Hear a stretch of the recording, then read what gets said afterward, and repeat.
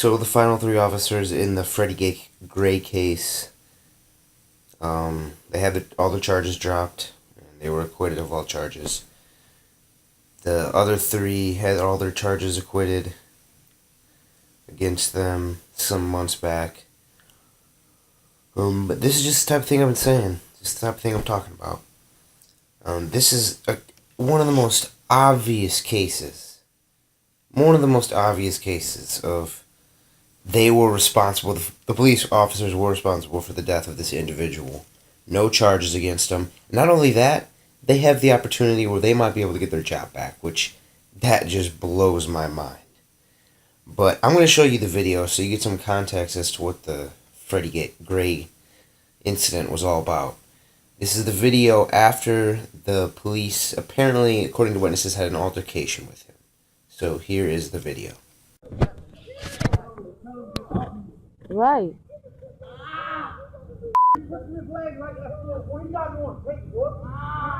Right. His leg look broke. Look at his leg. Look at his leg. That boy leg look broke. Oh my God. His leg broke and y'all dragging him like that.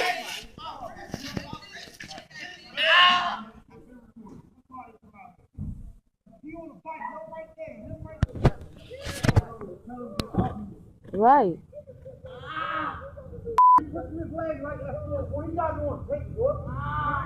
Right. His leg look broke. Look at his leg. Look at his leg. That boy leg look broke. Oh my God. His leg broke and y'all dragging him like that.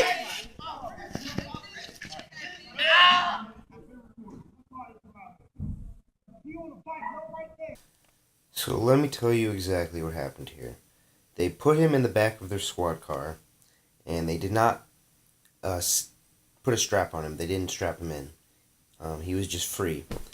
And they actually admitted to doing this before. Someone in the department came out and admitted to doing this before.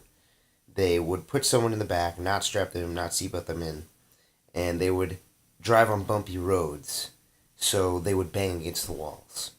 Now, right off the bat, that's just like, well, why are you doing that? Like, that's criminal, first of all. That's not a good thing to do. But obviously they roughed this guy up before. If you watch in the video, they're clearly dragging him across the asphalt. And he can't put his feet and go along with that. Like, they hurt him fairly bad, and now they put him in the back of the squad car. They don't seatbelt him in, and what happens? Of course, they drive on the bumpy roads. He breaks his neck and he dies. Now, I'm not saying that these cops need to go to jail for the rest of their life or anything crazy like that. I think there's no scenario that you can come up with in your head where these cops are not responsible for the death of Freddie Gray, and they don't get any charges at all. Not only that, they might get their jobs back. I'm sorry, that's not justice being done. And if you think that it's justice being done, you're delusional. So, there's that.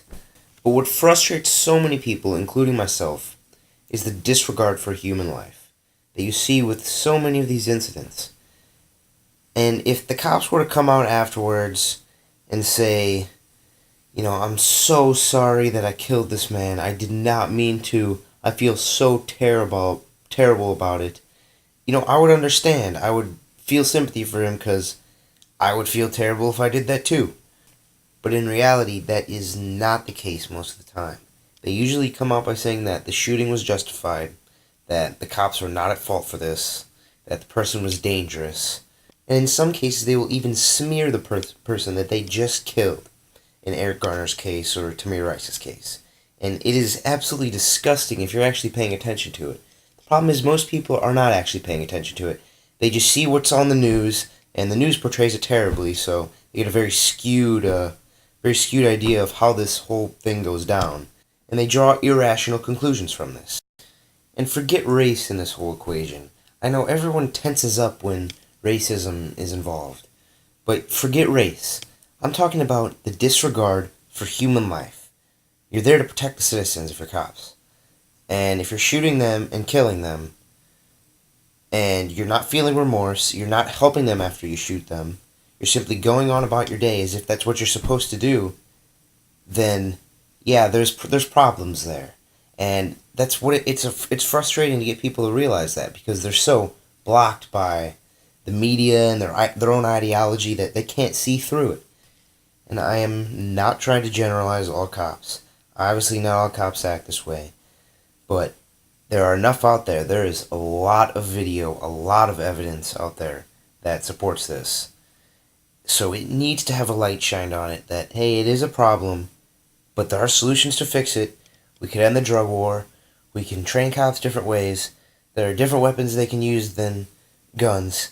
There are different technologies they can use for the guns. There's many different options out there.